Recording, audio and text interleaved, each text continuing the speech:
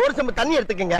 அத தோசைக்கல்ல ஊத்தி அதுக்குன்னு வழக்கமா ஒரு விளக்கமாறு வச்சிருப்பீங்கல்ல, ஆமாங்க. அத அடிப்பக்கமா திருப்பி வரட்டுன்னு ஒரு 4 இழுப்பு இழுத்து சரிங்க. நல்லா கழுவி விட்டுருங்க. சரிங்க. ஒரு கிண்ண நிறைய மாவு பெரிய ரவுண்டாவும் இல்லாம சின்ன ரவுண்டாவும் இல்லாம சரிங்க. பொதுவா ஒரு ரவுண்ட ஊத்தி 4-5 வெங்காயத்தை போட்டு பொடி பொடி பொடியா நறுக்கி அப்படியே மேலாப்ல பரபர தூவி விட்டு சரிங்க.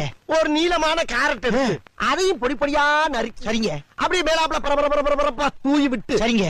ஒரு 16 கரண்டி நெய் எடுத்து சரிங்க. அதுல 6 கரண்டி நெய்ய உள் சைடு அப்படியே லேசா விளாவி விட்டு சரிங்க. 10 கரண்டி நெய்ய தோசைக்கு வெளி சைடு அப்படியே மேலாப்ல விளாவி விட்டு சரி இட்லி பொடி இருக்கு பாத்தீங்களா, அத அப்படியே அள்ளி மலை சாரல் மாதிரி அதையும் மேலாப்ல பரபர அப்படியே பேய விட்டு சரிங்க.